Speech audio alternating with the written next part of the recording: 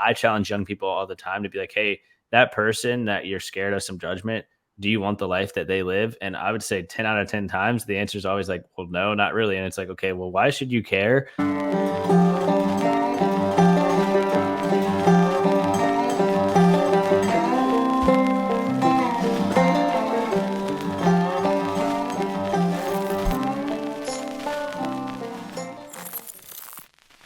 Before we jump into this episode, I just wanted to share some facts with you.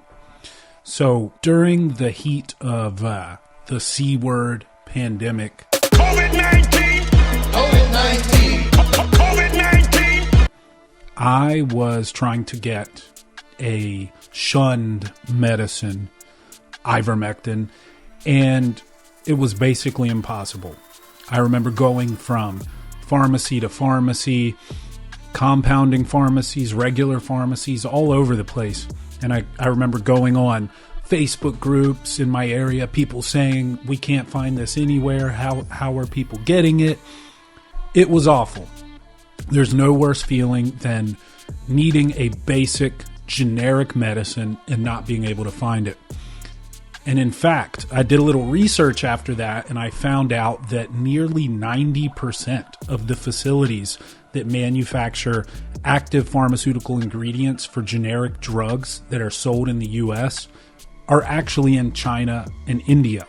Here we are in a system where the drugs we need are basically controlled by at least one country we have an adversarial relationship with, China. I love China.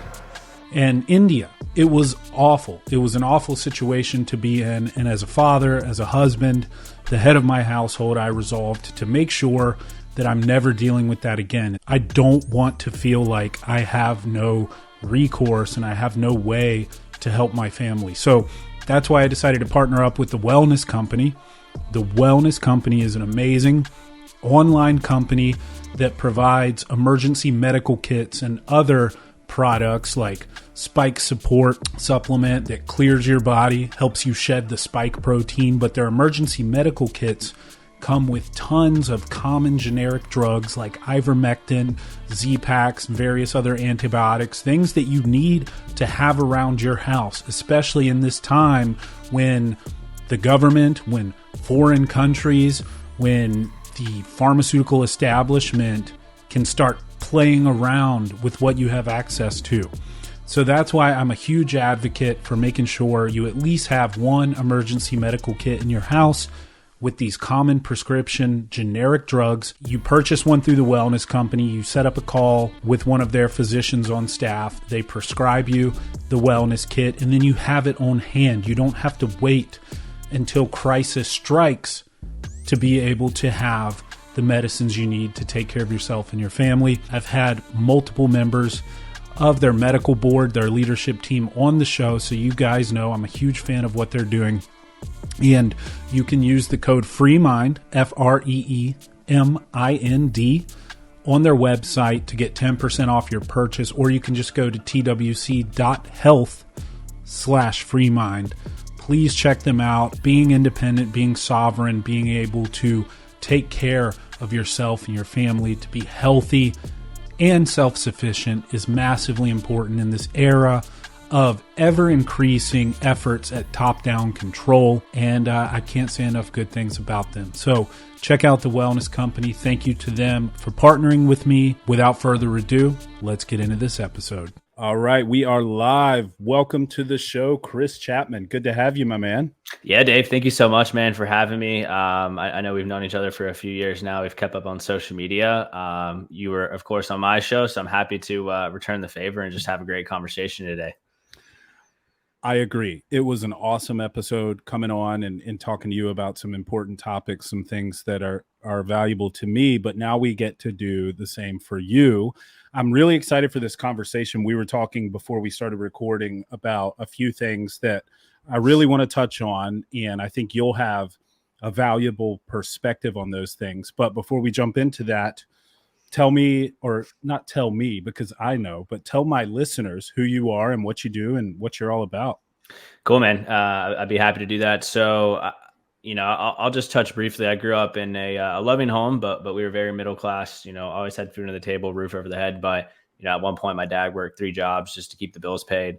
So at an early age, I just kind of saw the value of hard work. But I also knew that there was a different life out there because I was fortunate to grow up in a good zip code. So I kind of saw where we were at, and then I also saw nice homes on the water, vacations. What wealth can create, and so that kind of motivated me at an early age because I just saw kind of that other side. So I've always been kind of working ever since I was 12 years old, always been very entrepreneurial, sales oriented.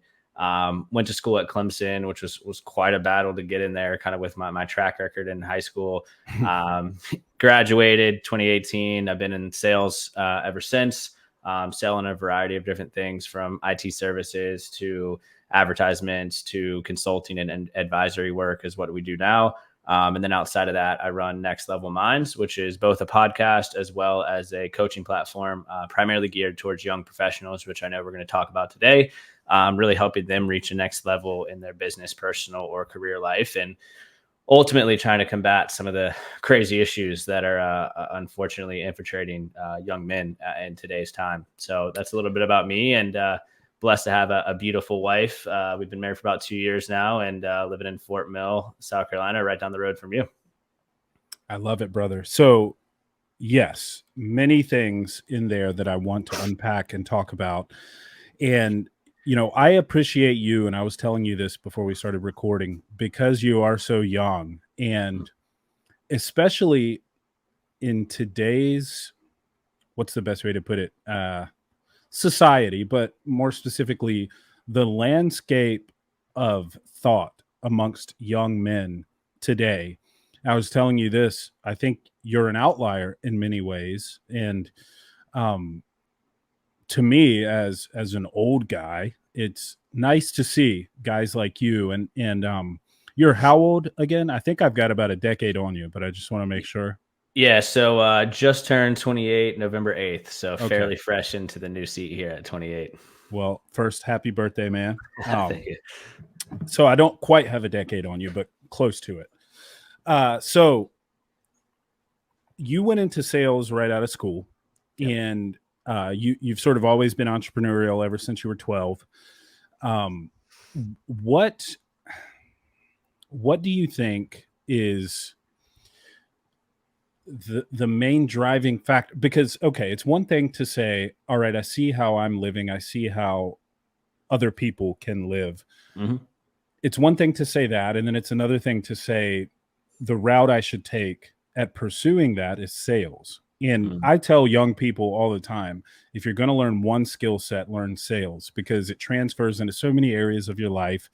It's so valuable no matter what sector or industry you're in. But for you, why did you choose to jump right into sales right out of school?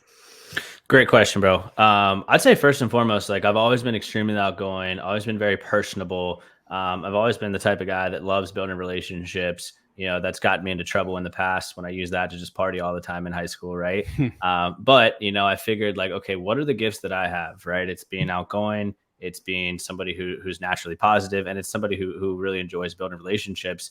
And I kind of was looking at graduation. I'm like, okay, well, what do I want to do? And naturally I just kind of fell into that world. But I did hit a pretty hard closed door after my first year in sales. I actually got fired from my first job because I was behind on sales and I didn't reach quota. And again, you've been in the staffing industry before, which was what I was in. It is a cutthroat industry. I think you and I can Mm-hmm. both agree on that. So it was kind of like, hey, if you're not hitting your numbers, you're out. And ultimately, I didn't hit my numbers that first year, and I got fired. Fortunately, switched over to another company quite quickly where it didn't really matter. But I will say, after that first year, I started looking at everything else other than sales. I was looking at IT, I was looking at project management, I was looking at marketing, and not to knock any of those careers, but I was looking at all these different paths because I hit that failure. And I think ultimately the big thing that led me to sales is just like the freedom that it can provide from like a wealth standpoint, right? I Mm-hmm. remember this so clearly when I graduated from college and my starting salary was $35,000. And all my friends that were engineers and some of them in marketing, some of them in just salary positions were making 70, 75K out of school. And I was actually reaching out to some of them to try to get me a job. And then fast forward today, I'm making 2, 3 times the amount of money that they're making. And it just took a 1 to 2 years of sacrifice in kind of more entry level sales roles to now just have a complete change of life where, again, I can't go out and buy a, multi-million dollar home, but I don't have to worry about money, have an emergency fund. We have a strong retirement portfolio. I've set up a nice life so far at this age. And fortunately that's because of what sales has been able to provide. And I think there's only two paths to kind of get wealth quickly at a young age. It's either sales or starting your own business. And sales is essentially like starting your own business, because if you truly want to be good at sales, then you should have the mindset of, I'm going to run my book of business just like I would my company. And the company I work for just happens to be my quote unquote venture capital investor. And I need to serve their Mm, interest best, if that makes sense. So your yeah. salary or your commission is essentially like startup funding. And you have to implement and implore that startup funding in the best way possible by using your time, energy, and efforts the best way possible to receive a ROI on that. Yeah, I love that. I love that. I've never quite heard someone put it that way specifically, but that's so true. And I've hired a ton of salespeople over the years, and it's interesting because I've worked with a lot of hiring managers, and sort of what's conveyed to me when they're, no matter what the position, whether it's sales or a technical role or what have you, they kind of shy away from candidates who really push on their resume that they're entrepreneurial. Mm. Maybe they pursue a side business, or they have a podcast, or they coach people, like they're a personal trainer on the side or whatever. It's always sort of, at least in my experience in staffing, uh, over the close to a decade I was in technical staffing, it was always sort of looked at as a negative thing, because I think people view it as something that will detract from the role that they're looking to hire for, right? Oh, they're focused on doing this or that or the other. But without a doubt, the most successful salespeople I've ever worked with 100% treat their book of business like their own company. And I love that you phrase it like your employer is essentially a VC, and they're backing your efforts at growing this business, which is the business essentially of you and what you're selling. And I think if you look at it that way, for young people listening, I mean, the level of pride you take in your work, the level of accountability you have, just changes drastically if you look at it that way versus punching a clock for someone. I agree. I agree. And I think it goes back to also like the impact that sales can provide on your life personally, but Mm, also like, not to try to sound cheesy or anything, but like frankly, if you're in a right company, your product or service can really impact the client. And to me, that's extremely rewarding. I mean, from what I do now, we've saved clients millions of dollars a year. From what I did in the past, we helped them reach some pretty significant heights. The IT staffing sector, we helped some hiring managers out that were really struggling to grow their employment base, right? So I think if you look at it from those lenses as well, like it can provide a good impact. But I mean, I just saw a post today on LinkedIn. We were joking about LinkedIn earlier, but it's actually a sales trainer that I've used a couple times. And he was talking about how his son, when he was first born, unfortunately had all these health issues that cost them $15,000 annually every single year in medical bills. And then they had to travel to a specialized doctor. So then it cost them another 15 to 20K in travel because they had to go back and forth so much. And he was talking about the only reason that I was able to afford all of that at a young age was because I was in a sales oriented career, and you really truly have control over your own money if you're in the right company, where it's like, hey, if you want to make more money, it's a simple reverse engineer standpoint of like, okay, how many calls do I need to make to land X amount of meetings? How many mhm. meetings do I need to have X amount of deals closed? What's my average deal cycle? What's my average deal volume? And then it's just a reverse engineering of, okay, if I want to make $10,000 more this year, what do I need to do this week, this month, this quarter to ultimately hit an extra 10K this year? And it's simple math and formulas that you could do and make it happen. Yeah, and what always attracted me to sales, I did recruiting for a long time, but recruiting in many ways is sales. It's a slightly different sell, right? I'm either selling an opportunity to a candidate, or I'm selling a candidate to a client, because I did a lot of full desk work. So I was in touch with the clients as well.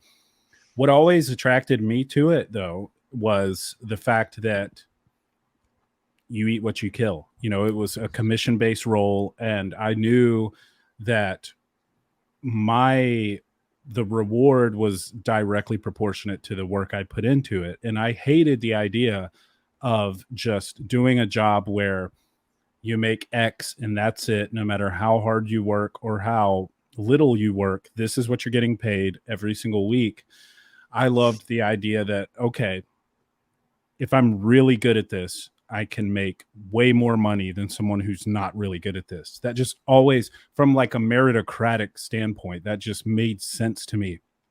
And I love that that you so you're very, it seems anyway, and correct me if I'm wrong, but it seems like you're very analytical, Mm. talking about reverse engineering um, the sales process and looking at it from that perspective and saying, okay, if I want this much extra income this year, here's, I mean, taking it all the way down to the number of calls you need to make. In my experience, most most salespeople and a lot of good salespeople are not that analytical. They're kind of like, run and gun, just don't keep good notes. They don't track anything. They're just really good at talking to people and helping people solve problems. But um, it's so true. If you're not a very analytical person, but you make that effort to say, okay, if I just take a beat and look at maybe last year's performance, right? How many meetings did I take? How many sales calls did I have? What was my income? And you can, to use your phrase, reverse engineer that. Like you really can. And the reason I'm really hammering this home is I think a lot of people look at sales, especially if it's like a 100% commission based role, as being high risk and being something that there's a ton of uncertainty tied to, right? Mm. But you really can, once you've done it for a while, you really can have a level of certainty if you take the time to analyze the numbers to the degree that you just indicated, right? Yeah, and I was gonna say, like, what gets measured gets improved type of mentality. And Yes. if you're listening to this right now and you're like, I'm nowhere near that organized, I'm not that analytical. I want everyone listening to know that I was that guy in college that brought one notebook to every single class and asked the person next to me for a pen. Right? Like, I'm not really a Type A person. I'm not naturally analytical, but I've forced myself to be analytical because going back a few minutes ago, think like a business owner, right? And a business owner tracks what works. They reverse engineer things. A And good one does. a good one does. Yeah, there's some Yeah. bad ones out there. A good one does. Hmm. Great point there. And I also think what's super unique about all this too, it's like as you continue to invest into your skills and your habits and the right behavior, you naturally get better and better at your job, no matter what job you have. But I think you can see a far more of a direct impact in a sales oriented position because it's kind of a eat what you kill. And as you get better at communication, relationship building, closing deals, organization, all the stuff that comes with it, your income's going to naturally go up too because it's, again, eat what you kill. The better you do at it, the more money you make versus those salaried positions. If you're making 75K, 80K, not that that's like not a lot of money, it's you could work from 8 to 10 p.m., still make the same amount this week. You could work from 9 to 1 p.m. versus like I could probably log back on after this podcast, prep some slide decks for tomorrow, and probably put myself in the position to maybe close one more deal this month that's going to grant me an extra couple hundred or couple few $1,000s next month in commissions Right. because of that Right. extra hours that I put in. Yeah, exactly. And I so to relate to your experience, and I just think this is important because I do a lot of recruiting right now for sales forces for companies primarily in the construction industry. I've been Mm, doing a lot of hiring of sales reps for whether it's a roofing company or a rehab company. A lot of my client companies recently have been in those fields, and there just seems to be this hesitancy with pursuing a role in sales today, at least in the younger people I've interviewed recently, where it's almost like they don't have enough confidence in themselves, right? To say, okay, yeah, that's 100% commission. Let's go. Let's do it, right? And my experience when I started, I had the exact same thing, man. I came out of school, I came out of grad school because I had thought I was going to pursue this career in the sciences. And I had a come to Jesus moment where I realized that's not what I wanted to do. And I left a Mm, PhD program early. We talked about this a little bit on your show, but I came out of school overeducated, unemployed, having no idea what I was going to do. And then I just sort of, in my pursuit of employment, I went back to first principles and I'm like, okay, what do I believe in? Right. I believe mm, in hard work. Well, what makes sense for someone like me? Sales, or where I ended up recruiting, but very similar in that whole paradigm, right? Because I don't want to be capped and I want to be able to work as hard as I possibly can, because I may not be the smartest guy, but I know I can work harder than every single person you put me across from. That's just a belief I've always had, right? Um, so my experience was my very first job in technical recruiting. I had a base salary of 40 grand and commission. And dude, first off, I was over the moon to make $40,000. To me, that was, I might as well have been a millionaire, man. It was like, yep. oh my God, you guys are going to give me that. And I can make money on top of that, uncapped commission on top of that. Give me a break. I was so grateful.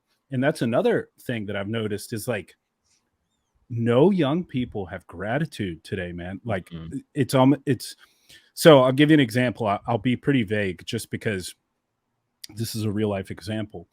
Um, I so I'm working for someone staffing salespeople right now, and they provide two comp plan options for an entry level sales rep. You can either be on the 100% commission plan and start off making 30% of profits on every deal you close, and it's a tiered system where you go up 5% every 200K that you sell until you top off at 50% of profit on every deal you close. So it's a 50-50 split with the company.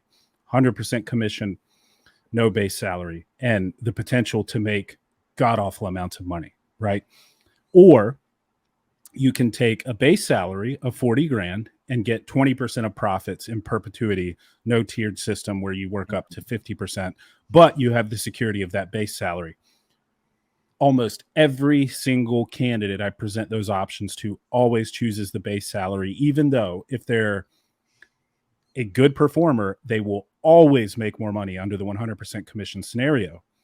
And it's just a mindset issue that I'm noticing in younger people, where I contrast that with even my generation 10 years ago, 12 years ago, when I'm looking at jobs, like, give me the 100% commission, man. Give me the uncapped ability to earn.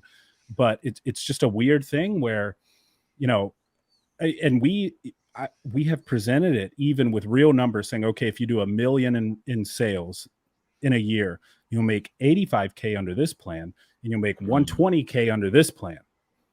Give me the 85K because I want the yeah. guaranteed 40 grand, right? It's Yeah.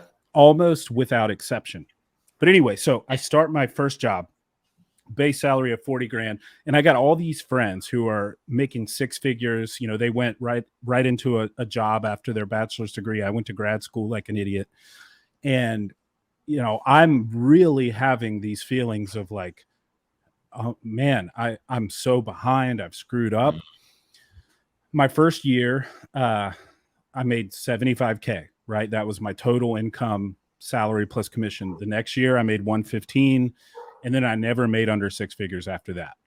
And this is just to kind of put an exclamation point on what you said, man. It's like, if you just believe in yourself and work hard, you can out earn all of these people getting paid set salaries if you treat it like a business, if you put in the time, if you put in the effort.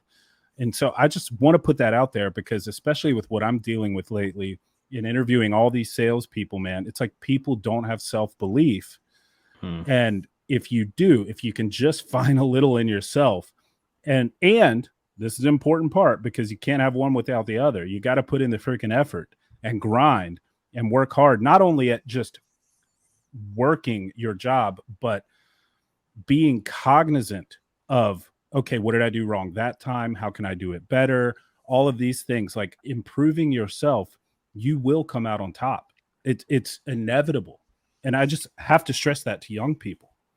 dude, I agree. And I think you brought up a couple interesting points, and I think my perspective on some of that is like I think some these people are saying no because so many young people unfortunately care so much about what other people think of them, and it's Mm, like, oh, what are my friends going to think that I'm making a no salary? What are my parents going to think that I'm making no salary? right. When I think I challenge young people all the time to be like, hey, that person that you're scared of some judgment, do you want the life that they live? And I would say 10 out of 10 times the answer is always like, well, no, not really. And it's like, okay, well, why should you care their Exactly. opinion of you?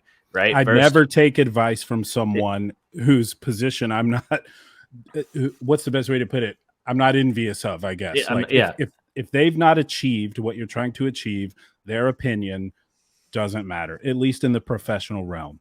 Guys, we'll get back to the episode in just a second, but now is a good time for me to talk about one of my favorite companies in the entire world. I've been affiliated with them for coming up on 6 years. You probably already know what I'm going to say.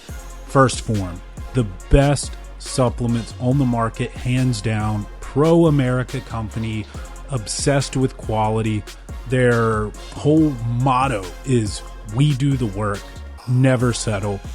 And I just can't say enough good things about this company. For the past half decade plus, it's the only nutritional supplements that I've put in my body, and I swear by them. Amazing company, amazing leadership, and amazing value. So I want to bring up First Form right now because this month, the month of February 2024, if you are a new customer and you use my link, which I will provide in the description of this episode or down below in the video, you'll see it pop up. If you are a new customer and you purchase a product using my link this month, the month of February 2024, I'm recording this on February 1st, all month long, you will get a free month with the First Form app. And the First Form app is amazing. You have access to NASM certified trainers. You have access to nutritionists. You can get a plan put together. You can get feedback. They will help you out with any questions you have about products, about your workout routine, all of it. You get completely free access to that. And that's really just the icing on the cake because their products are amazing. I swear by the PR Blaster stack. It includes all the products I use every single day. That's going to have your level 1 protein, your Formula 1 protein. And the reason there's 2 proteins is level 1 is more of a meal replacement style protein, great for snacks and stuff. And Formula 1 is it's a very fast digesting whey isolate that your body absorbs quickly that you take post workout. So 2 proteins, Ignition, which is dexanhydrous glucose. You take that with the Formula 1 post workout and it induces an insulin spike in your body, which causes your cells to absorb the nutrients quickly, which is ideal after you work out. And then you'll have Microfactor, which is a packet that I take every single day. It includes all the stuff you need: multivitamin, essential fatty acids, coenzyme Q10, an antioxidant, a greens and veggie capsule. Everything you need. You just take the packet every morning and you don't have to worry about it. And then it's going to also include their stimulant-free pre-workout Enduraformance, and it also has 5 grams of creatine in it, so your creatine needs are covered. This is an awesome stack. I can't recommend it enough. The PR Blaster stack, I'll put a link specifically to that down below as well, because you might not know what you need. You might not know what you want to order. That's a great one to start with. It's the products I take every single day, and I swear by it. So check out First Form. You can go to firstform.com/hurt, H-U-R-T, my last name, and you can take advantage of the deal going on this month in February. Free access to their app for an entire month for new customers that use my link. Let's get back into the show. Yep, exactly. And so I think that's the standpoint of it. And then I also think, unfortunately, there's just this instant gratification culture where it's like, Yeah. oh, well, I want the money now, and I want to buy this and finance this and do this. I mean, I was out in South End the other day at a brewery, and I'm like looking at all the people getting these, $7 beers nowadays. And I'm like, I bet you half of the crowd here is just putting that on their credit card and they can't afford it. And they're just out here hanging out with people so they're not judged for saying no to the opportunity. And Yep. it's like, that's just kind of how I think of it. Cause I was definitely not going out getting beers like that my first year. And I actually had a small salary, 35K, as I mentioned.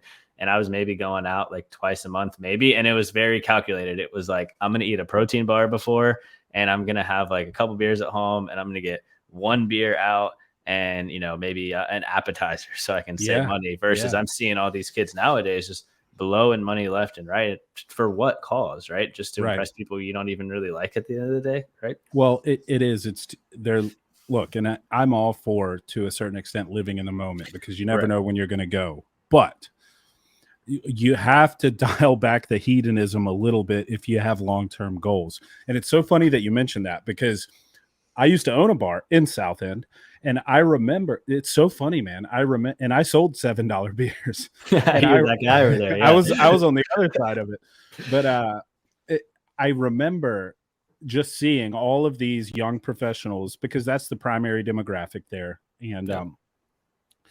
paying with credit cards. And I actually had the thought, I had this thought, I'm not even kidding, man. Like, I wonder how much that $7 beer is going to end up actually costing them, because Mm. they're gonna pay 24% interest, because they're probably not paying their card down to zero every month. And it's just interesting that you bring that up, because I've had that exact thought. And I I want to get back to you starting your career, though, because it was an interesting point you made, that hey, when I was in college, I wasn't that analytical guy. I Mm. was the party guy. I took one notebook to class. What changed for you? Like, what shifted your paradigm to essentially, for lack of a better way of putting it, cause you to get your shit together? Yeah, and I mean, dude, high school is even worse. Like, I think I might have shared this with you at one point offline, but junior year of high school, I had a 0% chance to get into any college, like any college, because my grades were so bad, right?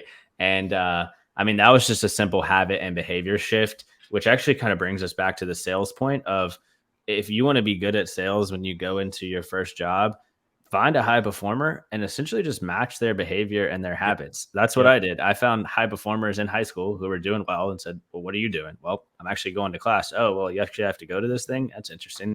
"Oh, I'm studying. I'm doing this." And I just copied their behavior, got my grades up, and eventually landed at Clemson. But to go back to your first question, I think a lot of it changed like my junior year, and I was more motivated than I was in high school, because I know, hey, I'm very blessed to be here. Like, I'm actually going to give Right. it a try, because I essentially wasn't supposed to be there.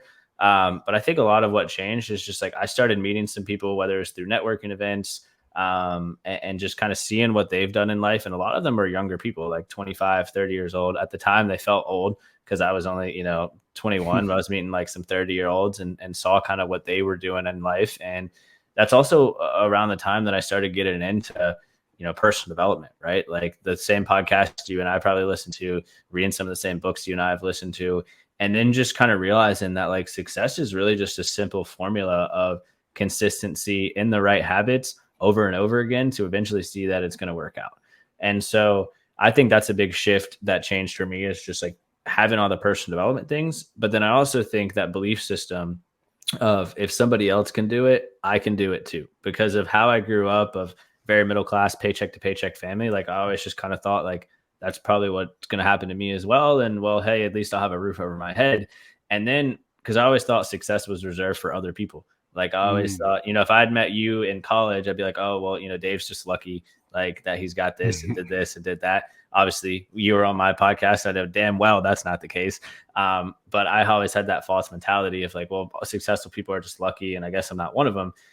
And then I've like significantly changed my mindset in college, and even more now. I even have an alarm on my phone that goes off every day at lunch that says, if somebody else built a successful life, you can too. And I so I love think that. that's really what changed, is that deep belief system mixed with the personal development. Yeah. Nice, man. That's awesome. And first off, I do want to say, luck is real, but you will never be in a position to take full advantage of luck if you don't do those necessary things day in and day out, right? Like I talked about on your show.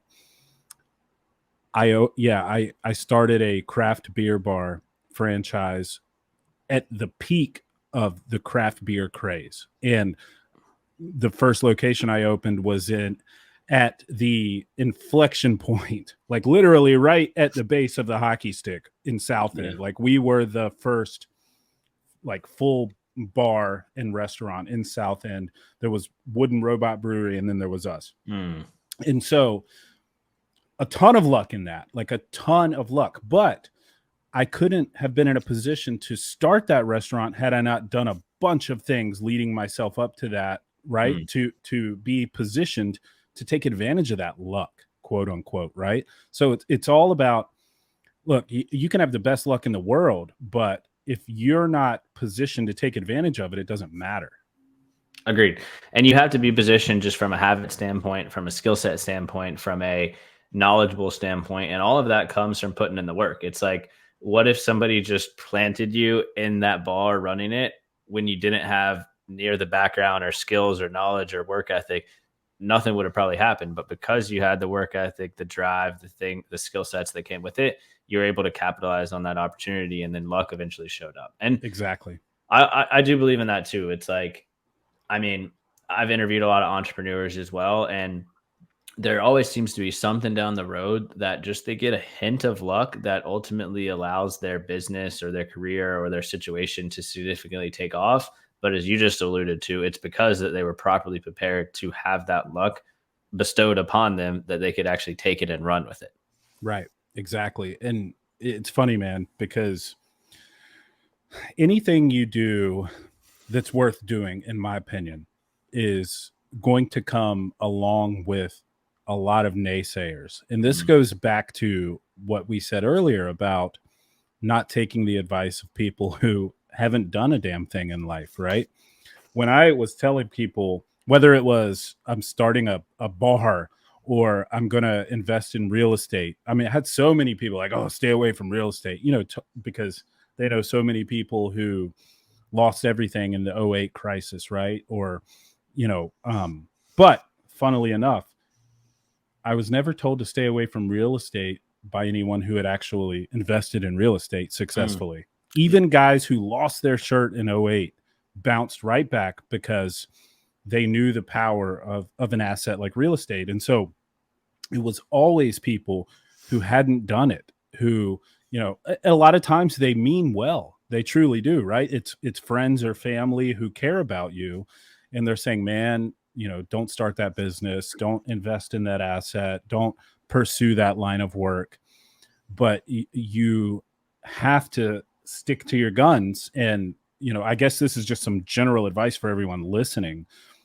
If it's worth doing, there will be people who tell you not to do it. And I'm mm. just curious, did you experience that in your sales career? Like, did you ever encounter naysayers or people who told you that you were essentially on the wrong path or doing the wrong thing, who, now they're probably looking at you like, wow, I was wrong. Yeah, man. I mean, I lived in a apartment in Uptown Charlotte, and there was a ton of young professionals there, a ton of like post grad guys that I knew, and a lot of people weren't going into sales, and it was kind of like, oh, how's that sales career going for you? Because Mm, unfortunately, sales just has a bad rep to it. And it's, oh, how's that career going for you? Because they just thought it was some joke. And now I see those people all the time, like so and so viewed your LinkedIn profile, or they're the first people to view my Instagram story, right? Because they're essentially jealous and curious of what I'm up to now. But I think to your point, it was like just the importance of continuing down that path of, hey, I believe that this is the right path. I've seen other people be successful here. The only thing that's going to hold me back is this false perception judgment that I have in my head. So I'm just going to keep my head down and keep going. And I don't think it hurts to pray about it as well. Like I not at all. actually do feel called to be on this path. And I remember this conversation clearly. I was talking to a pastor of a church that I used to attend in South End, and I was telling him, his name was Ben Davey. If he's listening to this, he's the goat for telling me this. But I was like, man, I'm a little nervous to just go all in on God's plan. I've always had Christ in my heart ever since the late high school. I started getting more into it, but I was telling him like, hey, I'm just nervous to say, God, take the wheel and see where it lands, because I was like, I don't want to just be called to go live in Africa or South America for the rest of my life and do mission work. And he started cracking up and he goes, Do you think God would have given you this outgoing personality and these sales skills and this business knowledge if he wanted you to go live overseas and be a missionary for the rest of your life? Probably not. And so he was also like, hey, use the gifts that you're given of an outgoing personality, of a great relationship builder, of a hard worker, and continue down that path of sales and business like I have been on ever since. Because that was at a time where I was getting a lot of naysayers and judgment and really getting that to my head. And also at the same time, like a little bit skeptical of saying, God, take control of the plans you have for me. And, he gave me that great advice. And, to anyone else listening, take some time to analyze the skill sets and characteristics you have. And you know what? Maybe it's not sales. Maybe you're extremely analytical and you're a great builder and you'd make an absolute badass engineer. Like, that's awesome. Go down that road. Maybe you're somebody who loves finance. You'd be a great wealth manager and you could help impact lives, generational wealth that you can help build. Right. And so I think first and foremost, it's analyzing those things yourself. But number two, like, at the same time praying about it and saying, God, like, open up the door in my mind to what skill sets I have, to what characteristics I have, and lead me down the right path so that I can use these things that you've given me in the right way. Yeah. Yeah, man, I couldn't agree more. And I mean, my faith journey has been very late in life, but I agree completely. And even in the year that I've been on my walk with God and pursuing a life of faith and trying to live a godly life, it's changed so much about my perspective. And that's in all areas of life, my marriage, my, fathering, my business, everything. It truly is a game changer. So I love that you brought that up, man. Yeah, I agree, man. And we can definitely continue down that path a little bit. But one thing that I definitely don't want to leave out about your first question when it came to like what shifted in college, I would definitely be remiss if I didn't mention that my wife's parents, my father-in-law has done very well in life. He started his own business from scratch, grew up 5 kids, very poor at some times, but ultimately built an insurance sales business and did very well. But I remember going to their house when I was in college, and I didn't really grow up with much money at all, and just kind of saw their house and like the food that they were eating and some nice wine that they had on the table. And I was like, where do you even buy a steak that's like this thick? Because I was buying that, Harris Teeter steaks, Yeah. right? And I was just like, what in the world? Like, and I was just kind of mind blown of like, wow, this life is out there. And Hmm. just asked him like, hey, what did you do to get all this? He's like, I sold insurance.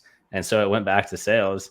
And I say that because, if you're somebody who hasn't really seen wealth before, listen to this, and maybe you don't have a direct connection of a family member or anything that you can go see that, like, go hang out at the Ritz Carlton bar for a couple hours, go get a drink and just kind of see what it's like, or save up some money and go touch your dreams and go stay somewhere nice, or go travel somewhere nice for a weekend and just kind of see what like wealth could be. And just kind of get a picture of like, if I continue down this path and continue to do all these things that we're going to keep talking about on this show today, like, I can have this life because it's going to help you with your belief system even more.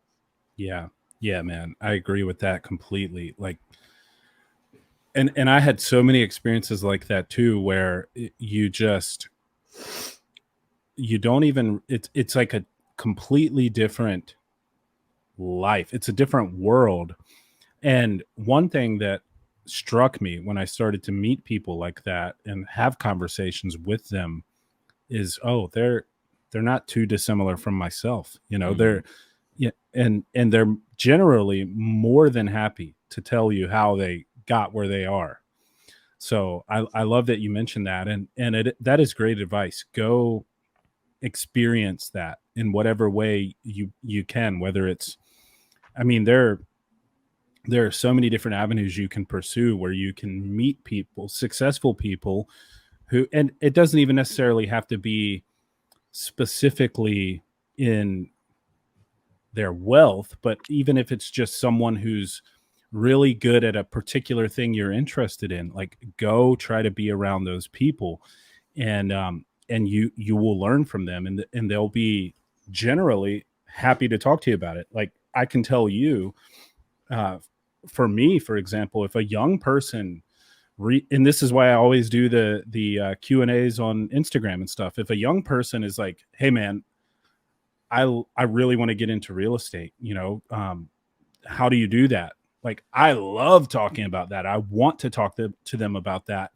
And I just think that you have to get over that mindset of thinking that you're a burden on their time or you're afraid to talk to them. Now, there are some assholes out there. There might be people who, anybody you can catch in a bad mood, but you can't take that personally. But yeah, talk to those people. Find out how they did what they did, and you can take that and apply it in your life.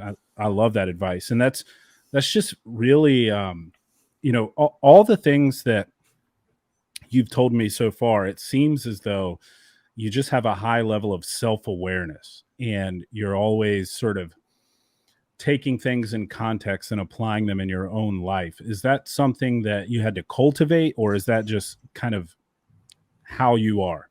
Yeah, no, good question. I think I've definitely had to learn it because when I first graduated, like I said, I was getting more into personal development and was reading all these books. I was like diehard obsessed with podcasts. Like I'd listen. That was when I was in the staffing world, so I was on the road all day because I was an Mm, account manager, and I was listening to like Gary V, MFCEO Project, throwing it back before Real AF, right, and yeah. all these good shows. But like my life wasn't really changing. Like it was kind of just the same, and that led me to be like, okay, like let me extract what I'm learning, whether it's from a book, a podcast, a YouTube video, a course, and let me write down a couple notes that I got out of it. And then let me take it a step further and write down 2 or 3 action steps that I'm going to take today on the knowledge that I learned. So that's kind of number one from a self awareness standpoint, from a learning perspective. But number two, and I've lately been doing this a lot more this year, but like being very judgmental in a positive way about myself, of like even this podcast, like getting off and saying, okay, like how did I perform? What could I have done better? Even like a conversation with my wife when she gets home from work, like, how was your day? How was this? And then taking a step back, even if it's for 30 seconds by myself, like, could I have handled that conversation better? Did I bring the energy? Did I show up the true version of me? And I think that's made me better. Even the smallest things of like calling my mom on a Sunday for 20 minutes, like, man, maybe I could have been a bit more focused on that conversation. Like, and Hmm. I just think that's how you get better and better, of like having some self-awareness about what you're learning, having some self-awareness about, yourself as a person and how you could get better. And then honestly, just having self-awareness about what you want in life. And I think a lot of times people get trapped with goals because they make like year goals, 5-year goals, 10-year goals. And then I think sometimes, especially young people I talk to, they struggle because they're like, well, now I'm in this mold of like, I have to do these things. And Yeah. I firmly believe that if it's the right intent and if it's the right mindset behind it, it's okay to shift your goals around. For example, at the start of this year, I had a goal to host a fundraiser for the Next Level Minds podcast. And I just kind of wrote it as a goal. And then after I started looking into like the time, the money, the energy that it's going to take, I'm like, this doesn't really align with what I want right now in life. This isn't going to help me move forward. Spending countless hours and $20,000, $30,000, I think it was going to cost out of my pocket. Like, although it'd be great to host this, I don't think it's the right time. And so I just exit out that goal because it didn't really align at the point of what I truly wanted out of life right now in this year. Yeah. Yeah. That's great advice. And I agree. I think so. One thing that I just took from what you told me that I've noticed in a lot of young people, and not even young people, but maybe people who are looking to make a change, start a business, start investing, um, is it's very easy to get wrapped up in that whole world of listening to podcasts and reading books all the time and never taking action. I Mm. think that it's comforting to surround yourself by this content all the time, and you can feel as though you're being productive because you're just sort of a consumer of this information. And yeah, I sat around for 3 hours on a Saturday on my couch, but I had I had the TV muted and I was listening to a podcast while I watched the game or whatever it may have been. And so I was being productive. And it's like, especially in the real estate investing world, you see analysis paralysis Mm. all the time. And it's just people who get caught in this vicious cycle of consuming motivational, personal development, entrepreneurial, investing content, thinking that they're making progress. But the next thing you know, a couple years have gone by. They've never done a deal. They've never actually taken action. And they've just listened to, whether it's MFCEO Project or Gary Vaynerchuk or reading books or whatever, they've become a student of it, but they've never actually become a practitioner of it. And it's really easy to get caught up in that because it makes you feel good when you're consuming all this stuff and you get amped up. And Gary V's got you all about, like, yeah, building a personal brand is important, but you never build a personal brand. And you see a lot of that. It's like, to use like an old word, dilettante, right? Someone who portrays or likes to imagine themselves as something but never actually does it.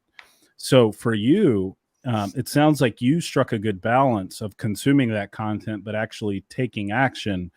And I just want to highlight the importance of that, because I'm guilty of catching myself like, okay, Dave, maybe you shouldn't read another book right now. Maybe you should actually take some action on this thing. And I just want to mention that and highlight that from what you were just talking about, because it's so important.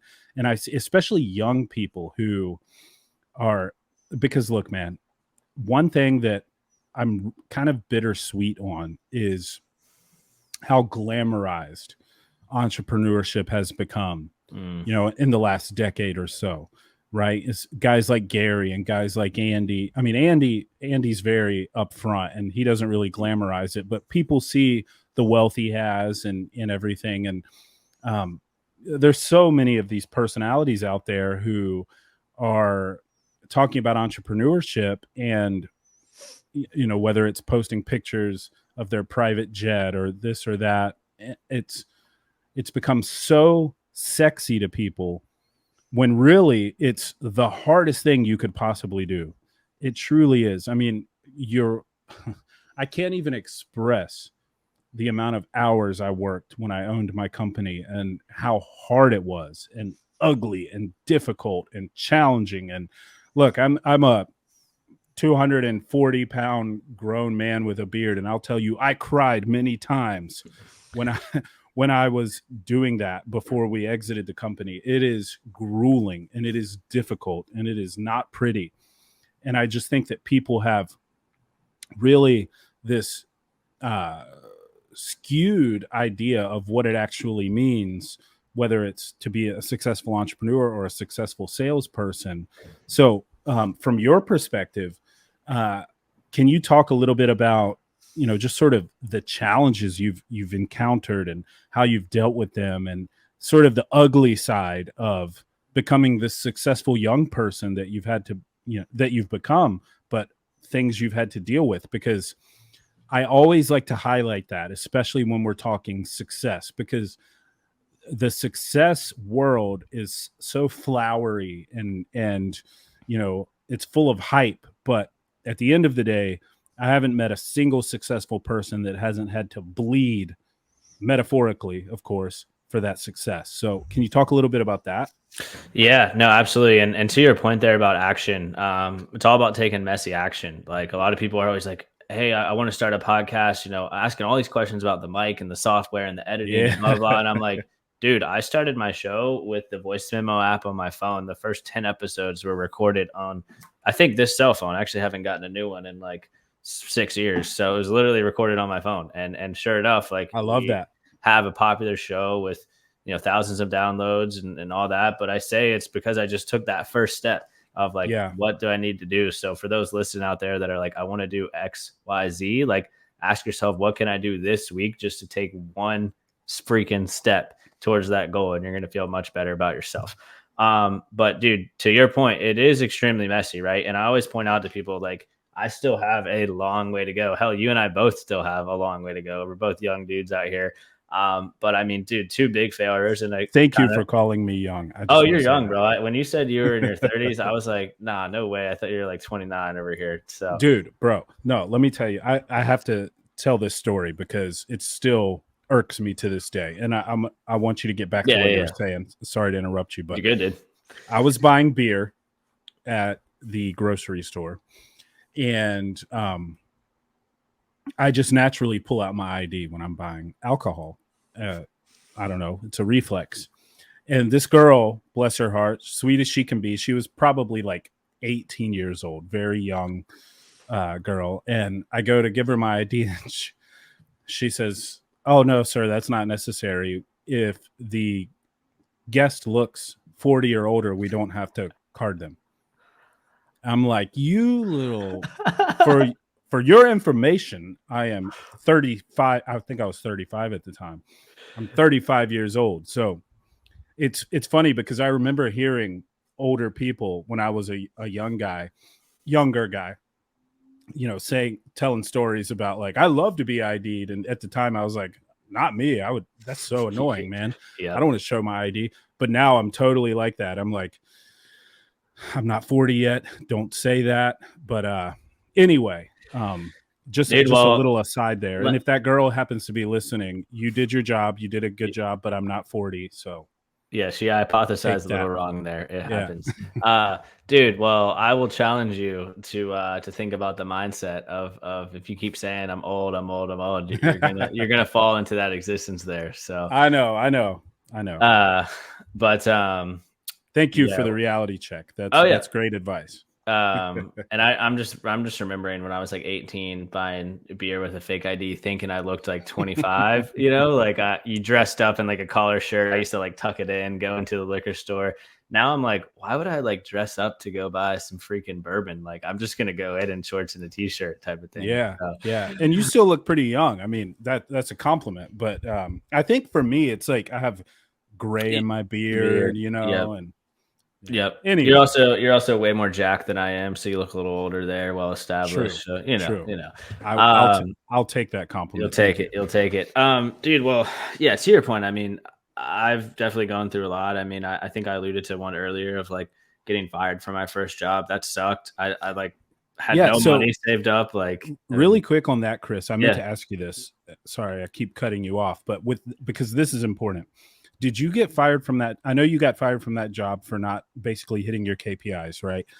Um, was that due to a lack of effort on your part or a lack of skill, or what do you think it was, and what did you take from that? Yeah. Well, yeah. So I think it was a combination of a number of different things. So basically what happened was I was putting all my focus on other areas. Like I was putting myself Mm, out there hard. I was getting a podcast started. I was getting a travel app started, which actually I'll touch on that second failure in a second. So I was podcast started, a company started, and I was like, I want to make some waves here. And everyone was significantly underpaid. Again, 35K out of school was the starting base. Other staffing firms were paying 45, 50 at the time. And so I was like, you know what? Everyone's complaining about this low base salary. I'm going to shift my time and I'm going to try to get a raise for everyone in the office. So I spent so much time reaching out to like our manager, our regional vice president, and like putting together a whole slide deck of why it made sense. Because I was thought at the time I was like being a leader, trying to help everybody out because everyone was complaining about it. I was like, you know what? Like, I want to try to change this. And I spent a lot of time doing that. And so I think that was number one, was like I was distracted by all those different things. Two, I don't think it was a lack of effort. I really think it was a lack of knowledge and maturity mm, in what it really took to be like a good outside salesman. Like I would take people out to beers, and when you take a client out, you have to have kind of a mission behind what you're doing. Go have some fun, but at the end of the day, you need to talk some business a little bit. I would take random people out on a Tuesday and have like 5 beers at Midtown Barbecue, and nothing would happen out of it, right? Or I would take a client out to go get a cigar, nothing would happen out of it. And so I just don't think I had like the maturity at the time to like move the needle forward. And I was focusing on my learning efforts on listening to like Gary V, Andy with MFCEO Project, learning a ton about entrepreneurship, but not enough about like sales and the craft that I was in. And so if I could go back, I would say, you know what, entrepreneurship and getting a business started is important, but I'm going to spend this 1 year like fully focused on, let me learn as much as I can about the staffing industry and let me learn as much as I can about outside sales, rather than using that time to say like, hey, let me learn how Andy built First Form. Although that's badass knowledge to know, I was like, this isn't really serving me at that time. Um, right, and right. so that's what I think it was. And dude, I mean, it was a clean break. The guy that let me go, he's a freedom loving American, just like you and I. And he ultimately brought me into his office and said, hey, we're going to put you on a performance improvement plan where you have to reach these 3 things every single week. And if you hit it 4 weeks in a row, you're off the performance improvement plan, you're good to go. And then he goes, or you could take this amount of severance right now. We could have a clean break and, you could go out and, we'll help you find another job. We'll write you another recommendation letter, all this stuff. And of course, being a little hard headed, I was like, well, I'm going to go in on the challenge. Like, put me on this performance improvement plan. I'm getting off of it. And the first 2 weeks I hit it. And Friday afternoon on the third week, I don't think I hit the number of meetings that I needed with clients to set up myself for the next week. And I remember being in the office, and he comes out of his office and he's like, hey, everybody can leave early. And I'm thinking in my head, like, oh, cool. Like, Friday afternoon, we're getting off a little early. This is great. And I'm starting to pack up my stuff. And he's like, hey, Chris, would you mind staying back for a couple minutes? And that's when I kind of knew, like, oh man, this isn't really good. And he set me down and was very real. He's like, listen, you agreed to this performance improvement plan, and, here's kind of the expectation of what we needed out of you for the first year. And unfortunately, you didn't hit that expectation. And, this is just how it's got to go from here. And he's very calm and civil about it. And, I had enough knowledge at the time, especially after listening to Andy, of like, hey, you have to reach the expectation. You have to hold yourself to a high standard. So I accepted that and said, you know what, I didn't reach the standard, and we still keep up today. But I mean, that taught me a lot. And the thing that sucked about it is my girlfriend at the time, now wife, like, she had just moved up to Charlotte. Because she graduated a year after me. And so here I am, like, okay, like, I need to start manning up and, planting seeds to support her down the road and all this. And like, literally it was like week 2 that she got up here. And I was like, so I actually got fired from this job. And, it's also like her parents who were like, oh, well, you're moving up to Charlotte with Chris and all this. And like, what am I supposed to tell them? Like, hey, I actually don't have a job now 2 weeks after your daughter came up here to live in Charlotte with me. Like, how does that make me look? And I think something that really helped me out of that was just like really focusing on like what I can control of what you're putting in your mind, your habits, your routine, your behavior. And I treated my job search just like a job. Like, I'd get up because my wife still had work. So I'd get up when she got up and go to the gym at 5:36 in the morning. And I would calendar block of, I'm going to apply at this time, and I'm going to network at this time, and I'm going to interview at this time, and I'm going to be done by 5:36 p.m. and enjoy the evening. And I think that's where a lot of people, especially if they're like looking for jobs or got let go or laid off, like, I think that's where they struggle, because they're like, oh, well, I have all this freedom, and sure, like, enjoy a couple of days while you can. You're not going to be able to have that back for a while. Like, enjoy a couple of days, but you need to treat your job search and your rebound just like you would if you were running a business and calendar blocking and all that stuff, That's great advice. That's great advice. And along those lines, because just interacting with you and scheduling the podcasts that we've done and everything, it's very clear that you live by your calendar. I think it's fair to say, right? You're big on time management, and I know that that's something that you coach people on. What is your philosophy with time management, and where did that come from? How do you move through your day, I guess? Yeah. I mean, I think it came from just like after that first year. Like, I mean, I was working like till 11 o'clock at night on a lot of nights. And not to say that I regret it, because that's what it takes to be successful. But like, I was like, if I start calendar blocking and being more intentional with my time, like, I bet you I can get all of this stuff done in a lot shorter of a time span than I could of having to work all day up until midnight, multiple Once days. Again, self-awareness. Again, self-awareness. And so self-auditing. I think it came from that self-audit. And 2, I think it comes to the mindset that, like, if it doesn't get scheduled, it doesn't happen. And I think that's where a lot of people fall into a trap. And I know it sounds like a bit formal and a bit kind of nerdy, if you will, but like, I promise you, if you become super intentional with your time, you're going to be significantly better off. For example, like, I have this podcast scheduled. I have 30 minutes after this podcast scheduled. I have my evening routine scheduled. Like, everything is scheduled in my calendar, because to me, if it's not scheduled, it doesn't happen.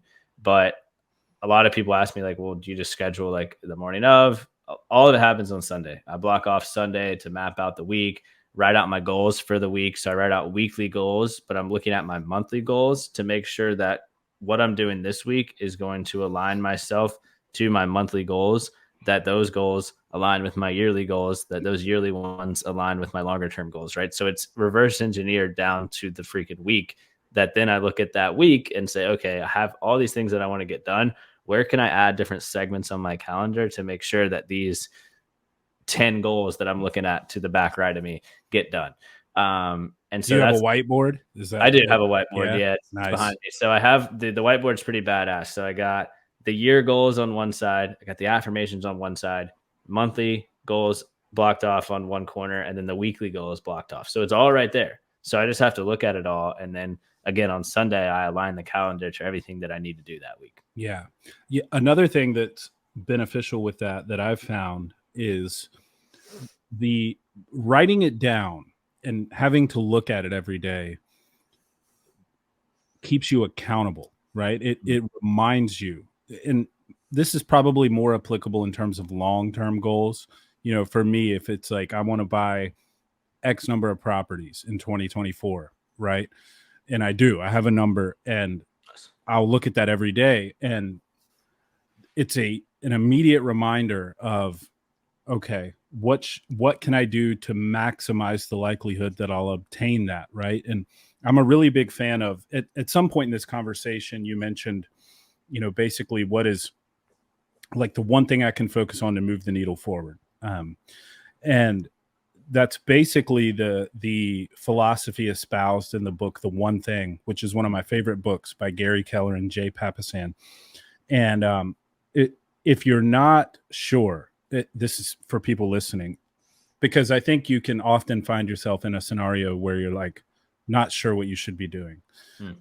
I haven't had one of those in a while, because I feel like I have more things to do than hours in the day, a lot of days, being a parent and everything now. But you can always just ask yourself the question, what is the one thing I should be doing right now that will be of most benefit to whatever targets you have, whatever goals you have? And that, for me, especially when I was a young entrepreneur, was extremely beneficial, right? When I'm working a full-time job, I'm growing a business, managing multiple real estate projects. And sometimes I would live and die by my calendar. I still do. But if I got any free time, it's kind of like when you take a picture and you're like, what do I do with my hands? What do I do with my time? And if I just asked myself that question, it became very clear what I should be doing with my time. And these days it's a different answer. It's usually something with my family, because that's what's most important to me now. If I get any spare time whatsoever, I'm spending it with my wife or my children. But asking yourself, what is the one thing in a business context, in a sales context, it's generally what is the revenue generating activity or income producing activity. You use the phrase IPA.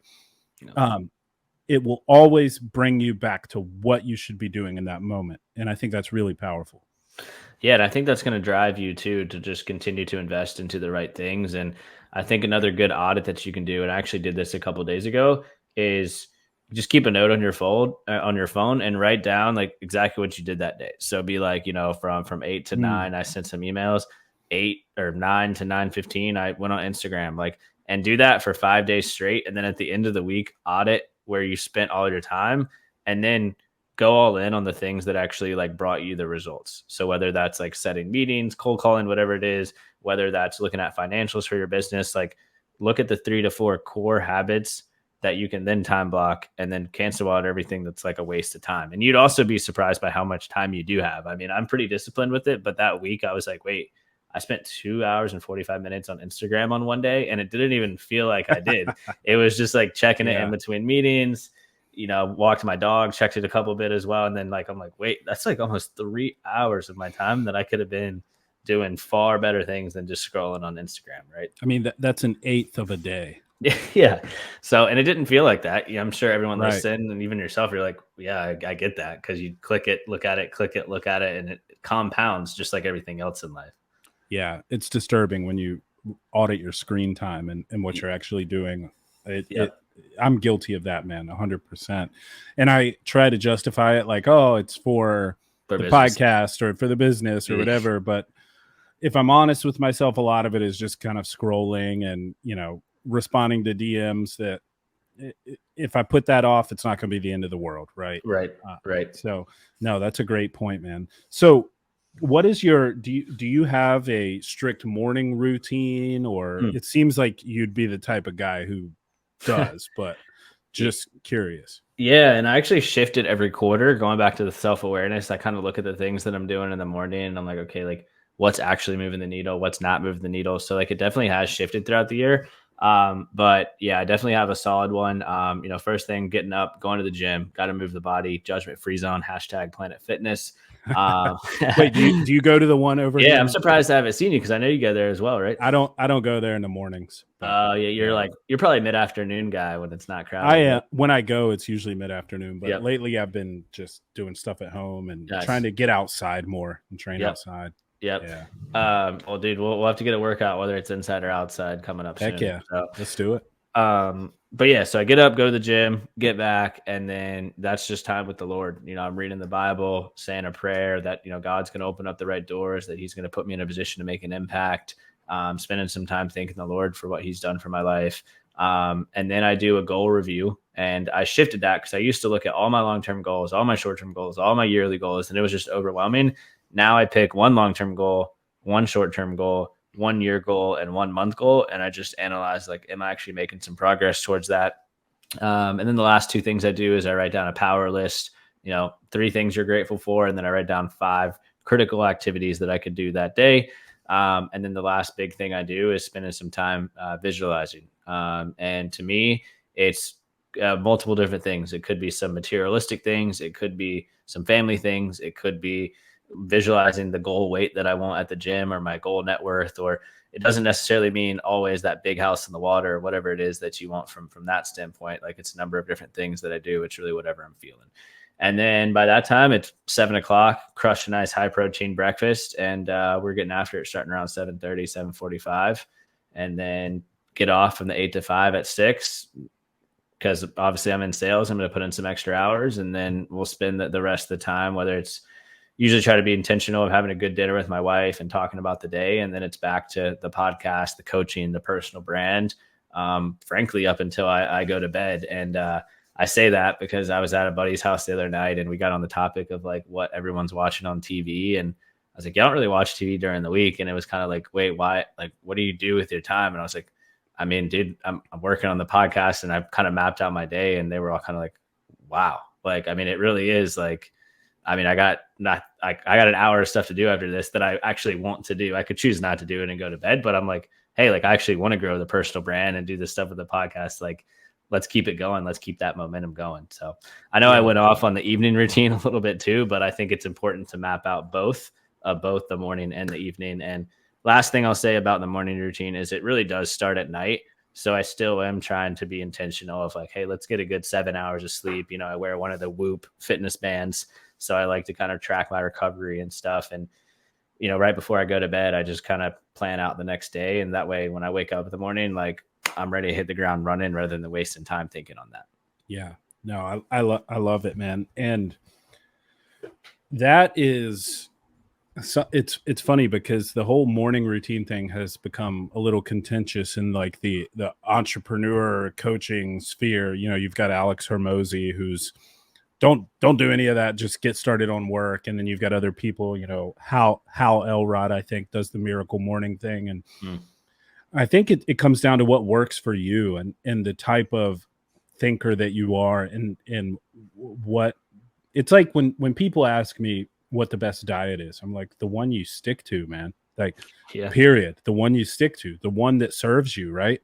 So for me, I have I'm not as regimented, but I have more of a loose routine, and I have my non-negotiables, right? Like we talked about on your podcast. I get up at 4 or 4:30, depending, and I have my strict, Bible time or time with the Lord, to use your phrase, and that's important to me at this phase of my life. But it wasn't always that way. But I always had, and to your point, it starts the night before. I had a vision of what's tomorrow look like.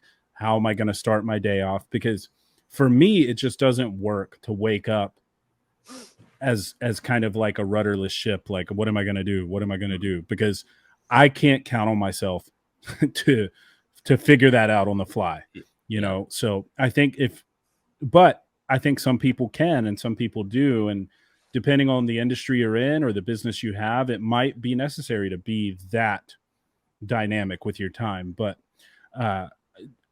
it's important, I think, to talk about this because sometimes you have people trying to fit a square peg in a round hole. And what works for Chris may not work for someone else, and what works for me may not work for someone else, right? And but what you can do is listen to conversations like this and try it out, right? Take little nuggets from different things you listen to or read and figure out the best combination for yourself. I agree. And it goes back to what we were talking about action, and it doesn't hurt to try stuff. It's like, okay, well, Exactly. let me add this, let me do this. And maybe you find out I'm just not a morning person as hard as I try. And maybe your schedule works out that like you do have a solid 2 hours in the evening where you can get a good workout and have some time with the Lord and still get some good sleep. And you're reaching your max or your best potential through that avenue. Like that's awesome. Like I have a great buddy of mine who is like, as hard as I try, I'm just not a morning person. My schedule allows that I can get a great workout at night, and that's what I'm going. And I'm like, hey, like more power to you as long as you're getting in those habits that are going to help your Mm-hmm. mental, physical, spiritual, and financial health out. um, that's all that matters, not Right. necessarily when you get it done. It's that you get it done that day.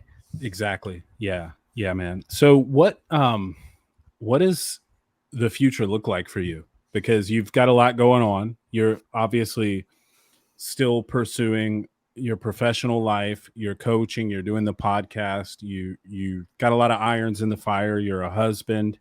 I'm assuming at some point there's going to be kids in the picture, which is an absolute blessing and will change everything for you. I'm telling you that right now, man. It's it's indescribable. If you think you're driven now, brother, wait until you have some Mm, kids and you will find a gear you didn't even know you had. But what's the future look like? What are you mapping out in terms of where you'd like to be in the next year, 5 years, etc.? that's funny. I'm sure that morning routine would shift a little bit once the family Oh grows, man. right? Yeah, you better believe it. And for me it's just I just get up earlier. I always have to be up earlier than the rest of the house because I have to have that quiet time for Yeah. all those necessary things I have to do. But some mornings my 6-year-old gets up at 5 and comes Yeah. downstairs, and now it's on. I'm making her breakfast, and I'm getting her day started, and you figure it out, you fit it in. But you're absolutely right. You add the more lives that are directly dependent on you that come into the picture, the less control you have over your schedule. But that's also a beautiful thing, man. Yeah, yeah, exactly. And like you said, you're more driven to succeed because you have that Oh yeah. essentially other version of you that's looking up to you and the life that you want to make for them. So And that's really cool. relies on you completely. It's you Yeah, can't like I've talked to people before who are like, I have a dog, it's kind of like having a kid. different. No, it's not. No, Yeah, it's not. I am a dog lover and I've had many dogs. It does not compare in any capacity to creating a human life that then relies on you for everything. It's yeah, not even the same thing. yeah. And at 5, 6 years old, like they don't know any better. They just know that hey, this person's providing for me, and it's kind of that trust level that it's there, and Oh it's like yeah. you don't want to break it by messing up and not living to that standard there. So Yeah, and you're the example to the like as a father, right? Like I for have sure, 2 daughters. I am the example to them of what a man is. yeah. And that is on my mind basically constantly. And that Because changes so many things, man. But yeah, because they're gonna grow up looking at that standard as what a man should be, right? And I mean that's Mhm. why a lot of girls I think are getting into these relationships that aren't serving them because unfortunately they grew up and didn't have a strong figure in the house. And I mean, dude, I'm even see this from like the male perspective. So I do a lot of stuff with big brothers, big sisters, and Mm. I mentor a 14-year-old. I think he actually just turned 15 actually down the road for me in Fort Mill. And like he lives with his mom, grandmother, and grandfather, but like all three family members are always working. He doesn't have a male figure in his life. And I mean, stuff that like just I naturally have figured out and knew from being in a double parent household with my dad, like pretty involved. Like I'm kind of like scratching my head, like how do you not know this? But it's my wife kind of pointed it out, like, well, he doesn't have a dad in his life, type of thing, or Yeah. have a strong male figure, and he's actually looking at you.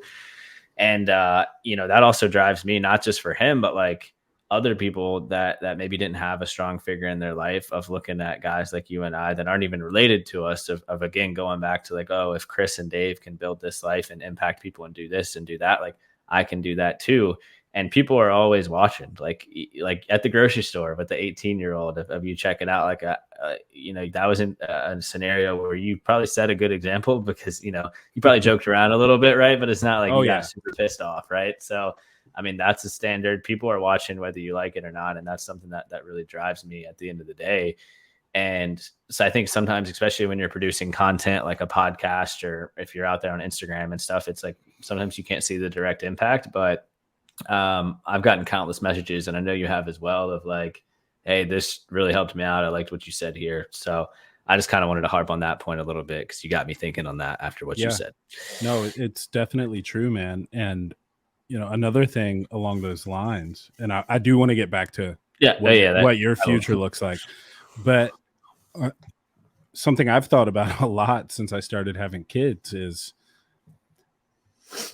I approach a lot of my content, and I need to get better at this because I have a potty mouth sometimes, and I'm very opinionated sometimes, and I'm starting to head into grumpy old man territory in some ways. But remembering that my child is going to see all of my content, listen to all the episodes I've recorded someday, right? Probably. And that even affects how I have these conversations and the content I put out. And if you can think about things, even if you don't have kids yet, think about things from that perspective of, man, young people are going to consume this content. If you've accomplished any marginal amount of things in your life, there will be young people who look to you as an example, and you got to keep that in mind. And so now I'm thinking even now about Carter, my oldest, listening to this one day, right? And you know the light she's going to see dad in, and it's profound. It's really profound to know that, especially in this age when you can create content and it's in front of thousands, millions of people, right? That the little clip you put out that took you a trivial amount of time can change someone's life. Mm. That's potent stuff, man. And that's why I love doing this, and why I especially wanted to talk to you, because you're a young dude and you've accomplished some things, and you're well on your way to accomplishing more things, and you in many ways embody traditional values, which I think is very important. But to anyone listening to this who creates content and is trying to grow a following and be impactful, I'll use that phrase because I hate influencer. um, you need to keep that in mind. And to your point about there are always people watching, man, I can't tell you how many messages I've gotten from people who are like, I've been following you for years. This is my Mm. first time ever messaging you or commenting. And I didn't even know they existed until that point. And they're telling me about all these ways that I've changed their life, and they've started working out, and they're trying to be, to pursue an avenue of success in their career, and they're trying to, find their soulmate, and get their life on track. It's like it's an overwhelming amount of gratitude that you feel when you realize that you're impacting those lives. And um, fatherhood is just that on steroids. It's like Mm. you you are molding this human into what they're going to become. So anyway, I could talk about that forever, but it is such a good point you make, man, about everything you put out, whether you like it or not, is going to be viewed by countless numbers of people, and you need to keep that in mind. Yeah, man. I mean, I even had I was out at the bars with my wife for a Clemson game like a while back, and Charlotte Beer Garden actually, and I'm like walking in there, and like some guys like Chris, and I'm like, hey, and then like after I started talking to him, I'm like, oh wait, this guy was like watching me speak to a handful of business students. He was a student at Clemson, and he was like, hey, like I saw you speak at Clemson about personal development and this, and I'm like, that's the last person I expected to see in here. Like, what if I had just like dropped the standards and been absolutely hammered at like Right. 8 p.m. watching a game, right? So that's kind of what I think about as well, because I like to have a good time, right? But I'm like, okay, you got to keep the standard high because like you really never know who's watching. Yep. So that kind of dawns on me as well, 100%. But yeah, man, about future vision. So like I said, I'm only 28 years old, and really like my longer term end goal is to take what I'm doing with Next Level Minds when it comes to the podcast and some of the personal development coaching, and really just continue to grow that platform, especially from a coaching standpoint. I'd love to run a business to business sales training company that also instills godly values in there of what it really means to be somebody that has traditional values and somebody that embraces all the things that the Bible teaches, taking all of that, especially some stuff like in Proverbs, and then implementing that into your career. So more of like a faith driven sales training company. That's the longer term goal. What I'm doing in between is, just with sales, right? Doing all I can to make as much money as possible, because I know the why behind making this money is going to help me get this company off the ground. But what I'm doing is continuing to live significantly below my means. So I've been very blessed to significantly increase my income over the last 4 years, especially, but I still live on an entry level salary. It's going up a few $100s here and there because of inflation, lifestyle changes, stuff like that, right? Yeah. That's a whole separate convo, especially about the manufactured inflation that we're dealing with Yeah, right now. dude. But Don't get me started. yeah, yeah, that'd be another hour at least. But I say that because I think a lot of times, especially in sales, you get in the lifestyle inflation trap of, oh, well, I'm finally making six figures. I'm finally making 200. I'm finally making 250, 300. And then you go out and lease the BMW, you buy the 5 bedroom house. And the next thing you know, you're trapped by all these monthly payments. I'm doing the opposite and instead using that money to invest in the stock market, invest into cash flow assets, whether it's businesses or real estate. And then once I have cash flow covering all my monthly expenses, taking that jump to fully start my own company. Because to me, my mindset with it at least is like a lot of that risk is taken away, and I can solely focus on like growing the business and not have to worry about where that next dollar is coming from because it's properly positioned there from a cash flow perspective. You're a wise young man, Chris. I like it. I And who love knows? The everything. plan could shift, brother. That's just where it's at now. That's kind of where I feel led to be. God could lead it down a different path, but I've thought long and hard about like what am I, and that's kind of my 5 year plan. Like at this point in the trajectory, I don't see any issue with me not getting there in 5 years, but that's kind of where we're at for the future. So Yeah. Yeah. No, I love it. As someone who drove a Toyota when all my coworkers were driving BMWs, that resonates with me. And yeah, dude, when we meet up, you'll catch me in that 2013 paid off Camry. So just planting the seed there. sweet, sweet. I have upgraded. I'm still driving a Toyota, but it's a 2018 4Runner that we got new, and that Nice. was like a big deal to me, right? Like it was my first new vehicle I'd ever bought. But yeah, man, I love it. I love when people break what's the best way to put it, break the mold of like the conventional expectations that culture and society sort of put on people, right? And I love the fact that you mentioned that you're living below your means. You didn't go out and lease the Beamer and buy the ridiculous house with more bedrooms than you need and all these things. And I think that young people need to hear that, man. And it's so important. And I saw it so much in recruiting, Mhm. especially especially the account managers, because they would break a big account and make a bunch of money, and next thing you know, they're pulling up in a brand new Lexus or whatever. And I kept to myself for the most part, but I just want to be like, what have you invested in? What are you doing for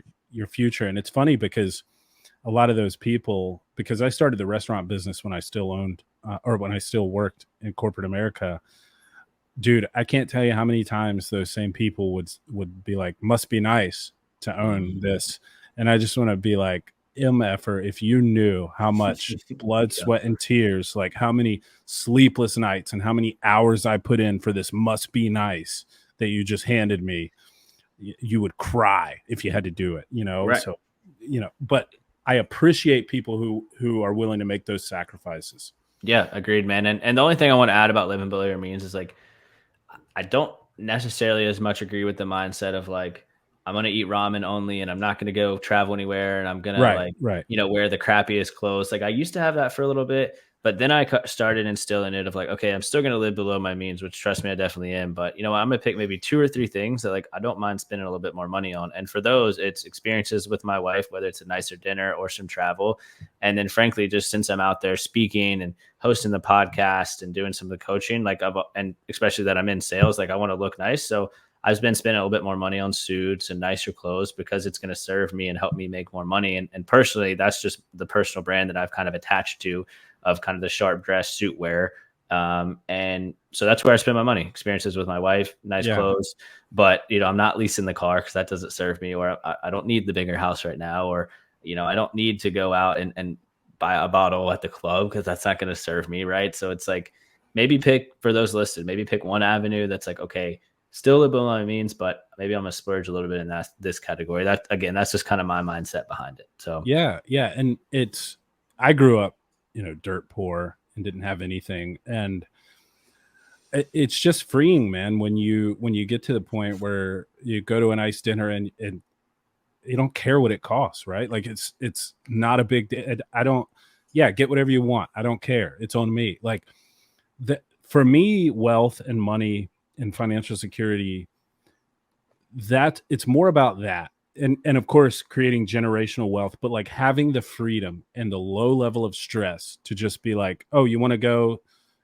take you want to like my wife wants to go to Savannah next weekend to see nice. her sister, and I'm like, yeah, get whatever Airbnb I don't I don't it doesn't it's insignificant, right? Like when you get to that point, like that's what it's about to me, is the freedom that wealth can afford you, and you know traveling or doing this at a moment's notice or whatever, and or going to a nice dinner with friends, and like, hey, let me get this one, you can get it next time.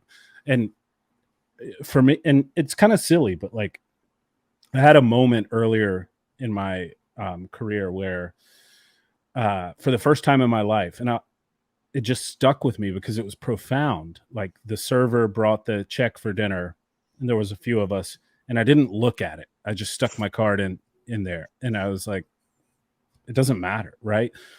That is more powerful to me than, hey, look at what I drive, or hey, look Mm, at where I live. And I think that if more people are just honest with themselves about that, they would probably agree. I think it's maybe Dave Ramsey who said something to the effect of like, we spend money we don't have on things we can't afford to impress people we don't like, or something like that. I'm paraphrasing. And that's so true, man. It's like, if you see me on any given day, I'm wearing this: a yeah, t-shirt, shorts, probably a hat, and some comfortable shoes. Like, I don't care. I'm not trying to impress anybody. I don't care if, I go to my daughter is a little gymnastics savage. And so we're always at the gymnastics gym. I came from that home to do this. And I look like a bum. I show up there, right? I'm wearing t-shirt. A lot of the parents are, her practice starts at 4 o'clock, so a lot of them are still on the clock. They're mm, all dressed in work attire. They bring their laptops in, and they're still hustling. And I'm watching my daughter, yeah, right? you're I'm present. I'm focusing on my daughter in a friggin' t-shirt.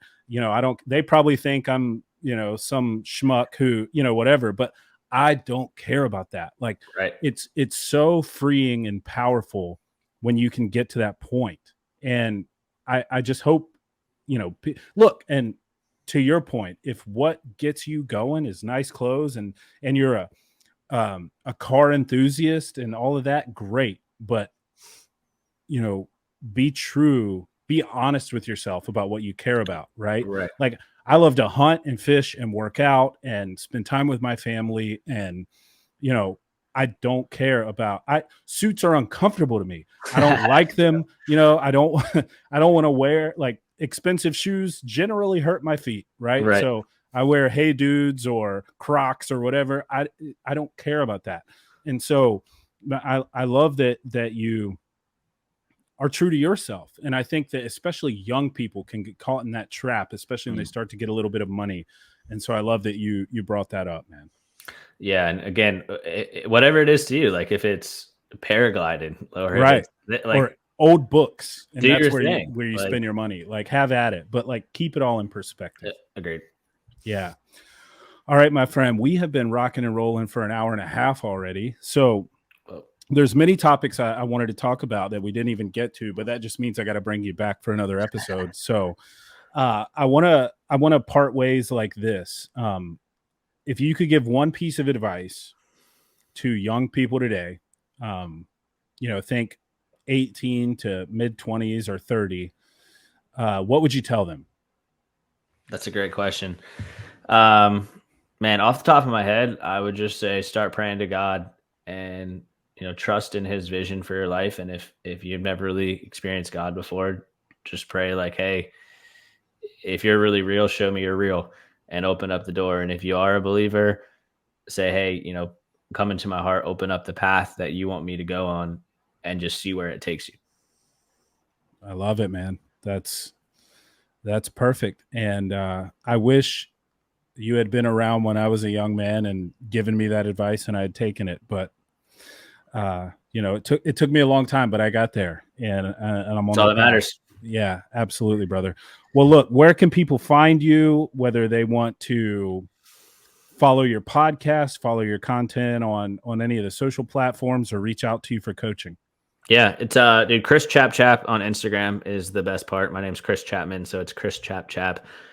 Frankly, I made it when I was like 16 years old and never posted about any of this, and You don't just have to kept the justify page. it, bro. Just Just Chris run Chap with it. Chap. Stick with Chris it, man. Chap. That's it, man. So, Okay, Instagram. I know you're big on LinkedIn. People can yep. just search your name, Chris Chapman, Yeah, if you do on Chris LinkedIn. Chapman Charlotte, like type in on the search bar Chris Chapman and then do location Charlotte, I'll be the first one that comes up.